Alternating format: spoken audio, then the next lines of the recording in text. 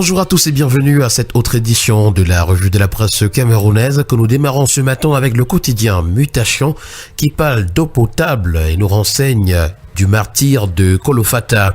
Dans cette localité de l'extrême nord, comme dans bien d'autres qui subissent les affres de la secte terroriste Boko Haram, les populations ont du mal à avoir accès à la précieuse denrée et font face à des problèmes d'assainissement. Le bien retour nous est proposé ce matin des pages 6 à 7 du quotidien Mutation.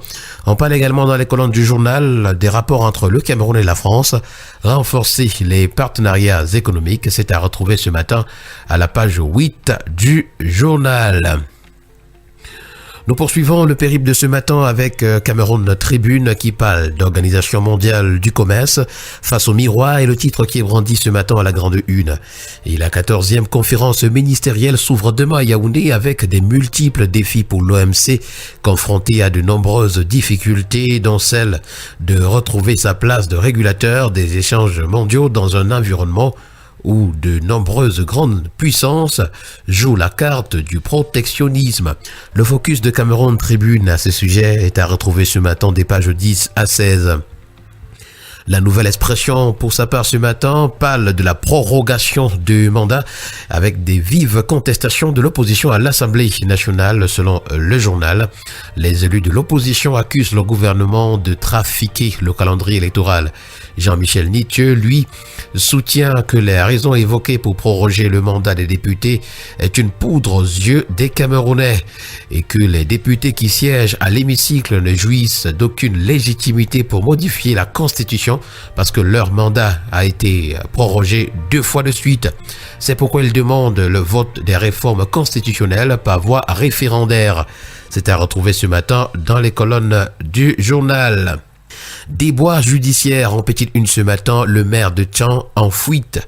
Obsèques des Canets, l'église évangélique s'oppose à l'inhumation et puis 24 mars 2020 quand le Covid terrassait Manu Dibango.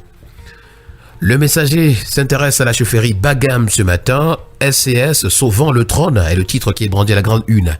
Et selon le quotidien Messager, englué depuis plus de 5 ans dans une crise de succession qui menace la paix sociale, fragilise les institutions traditionnelles et entrave le développement local, ce groupement situé dans les Bambotos engage une longue marche vers la restauration de l'ordre et de l'autorité légale, d'où l'appel lancé le 8 février 2026 par les élites et les forces vives. C'est à retrouver ce matin à la page 8 de Le Messager.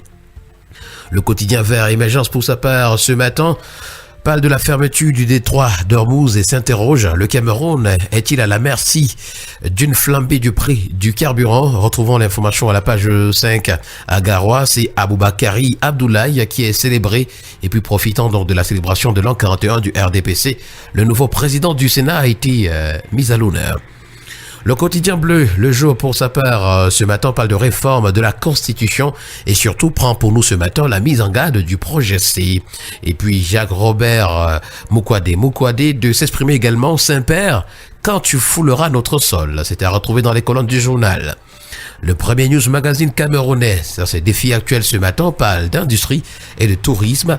L'API signe 3 conventions pour 14 milliards de francs CFA d'investissement.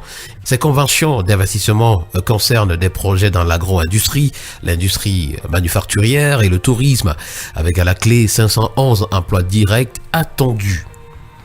Le journal L'économie, le premier quotidien économique de la zone CEMAC d'ailleurs, revient sur les rapports entre le Cameroun et la France. Renforcer les partenariats économiques dans un monde en recomposition, voilà le titre qui est brandi ce matin.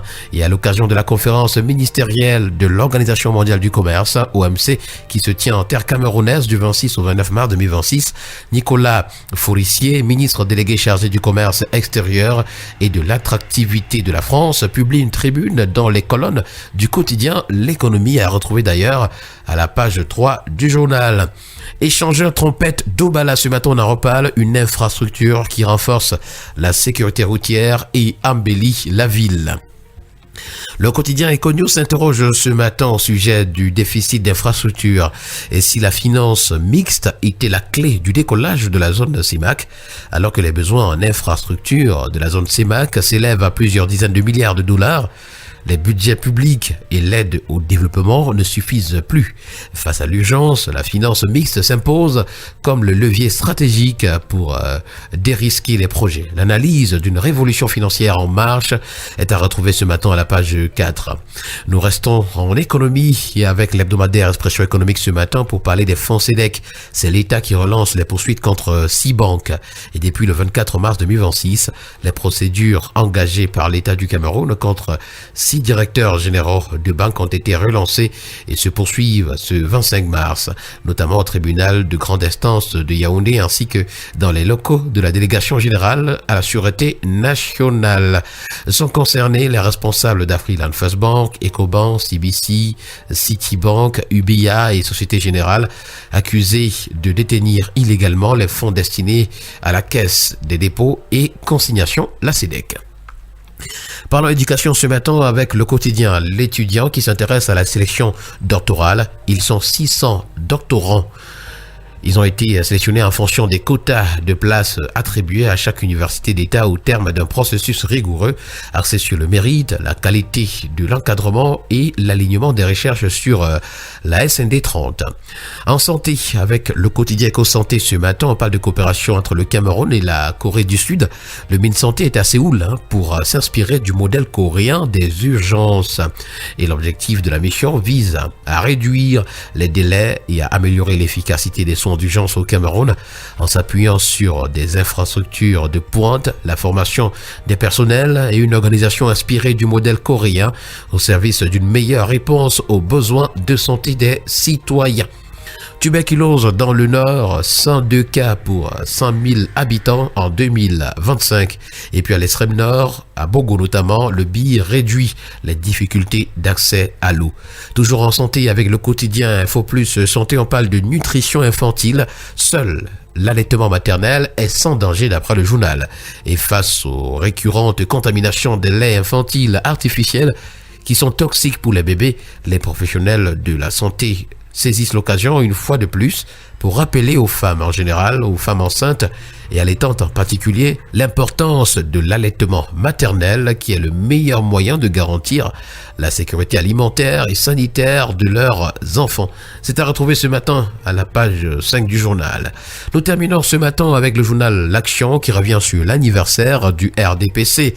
Ça a été une fête mémorable d'après le journal. Du nord au sud, de l'est à l'ouest, les militantes et militants, amis et sympathisants du Rassemblement démocratique du peuple camerounais ont célébré dans l'allégresse et l'engagement politique l'an 41 de la naissance du parti au pouvoir. Voilà, chers auditeurs, qui a permis de mettre un terme ce matin à cette sortie de la revue de la presse camerounaise. Merci à chacun de vous d'avoir été à l'écoute ce matin. Au plaisir de vous retrouver très prochainement pour une nouvelle édition. Bonne journée à vous.